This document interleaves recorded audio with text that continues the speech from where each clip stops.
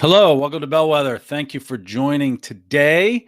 We are very happy to have a live podcast with the wonderful and fantastic Anna Downs of Video Sherpa. Thank you for joining us on LinkedIn, YouTube, Facebook, and Twitter. Today, we are talking about the changing landscape of video marketing. And the reason I do that is a lot of the people who listen to the podcast and the people who send me notes about the podcast want more from an entrepreneurial perspective, or especially with my background with people working in marketing, is that video has now become pretty much table stakes for everybody out there and everything that's going on. So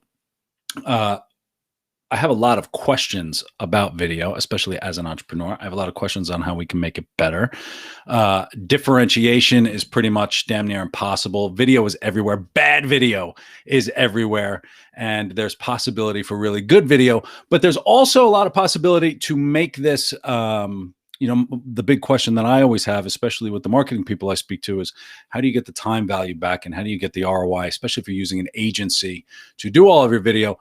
How can you get to the bottom of that and ask those bigger questions on how we can make video really work for us? So with that, I'd like to introduce Anna Downs, the CEO and co-founder of Video Sherpa, live from Galway, I believe. Anna, thank you for joining. Pleasure. Thank you for having me. So tell us about Video Sherpa. Tell us about what you do, and then I've got a plethora of questions that I'm just going to blast you with. Sure. So Video Sherpa is a simple idea, really. We knew that, as you said, video has become table stakes for businesses. We were one of those agents. We could see the trend.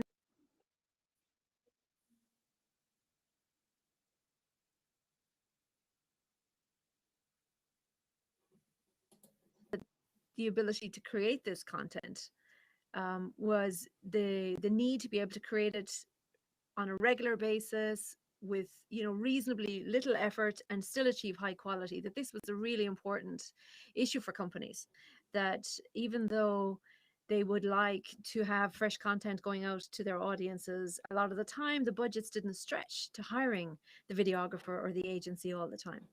So we could see that there was a gap here. There was a need for communications, there was a need for content, and yet the budgets didn't allow for people to actually hire the videographers and create that content as much as they would like. And so we set about creating a very simple to use platform that would allow them to do it themselves. And that's what Video Sherpa is.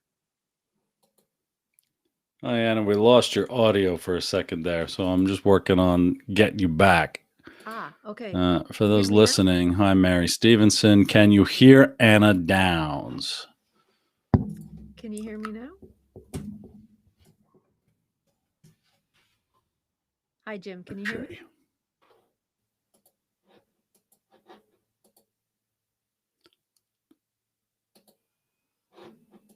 And are we back?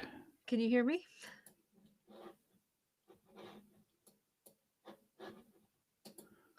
Oh, Anna, we lost you. Oh, dear. I see you and I can't hear you.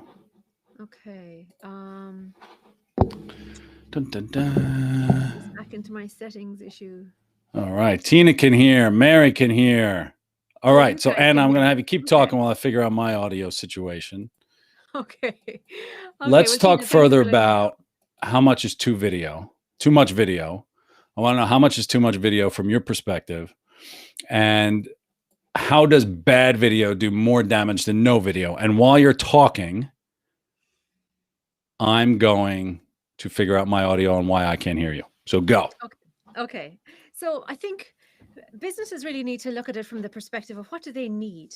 What do they need in terms of reaching their audience? So first of all, where is their audience? What channels are they on? How do they like to consume information?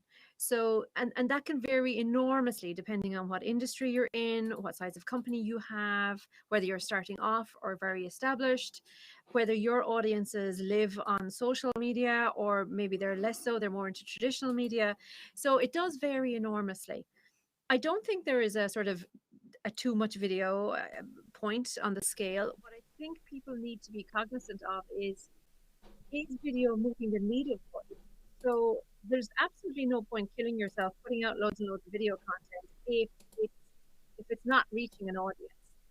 Um, what's really important is that what you do put out there is reaching that audience, so that you're putting out content that is of value and that is interesting for them, that's actually going to generate some kind of action on their part, whether that is to, you know, to read more on your channels, to sign up for your course, to book with you, whether you're, you know, a service based into, or actually buy the product, or come along to your workshop, whatever that is. So I think the first thing to do is really, really understand who your audience is and what their appetite for video is, what channels they live on.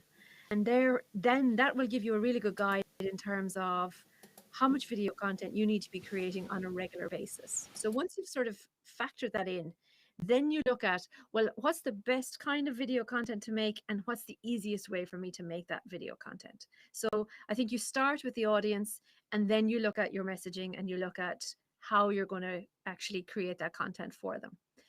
So I mean, if there's anyone who has specific questions about their particular industry, I'd be happy to answer them. So I always say to our clients that really it's about having a plan and not just sort of just trying to create content in the moment when you don't really have a structured strategy for your video marketing. If you don't have a structure, what you're just going to do is you're going to be reactive all the time. And you're not going to be able to squeeze maximum value out of every single piece of content doing. A lot of their content will probably overlap. It mightn't be as cohesive and coherent as you'd like it to be. So sitting down and just kind of planning out 3 to 6 months in advance, what are the key messages that we want to get across to people? And to be able to plot out your, if you like, your hero pieces of video, what are the main pieces of video you're going to do? And then the hub content. So how can you then repurpose some of those videos into shorter pieces that you can share in different ways with different messaging or different emphasis for slightly I different can't hear you, audiences, Anna. and to actually be able to. I still can't hear you. I don't know what's going on. This is Oh terrible. my goodness. Okay. Oh, hang on one second. I'm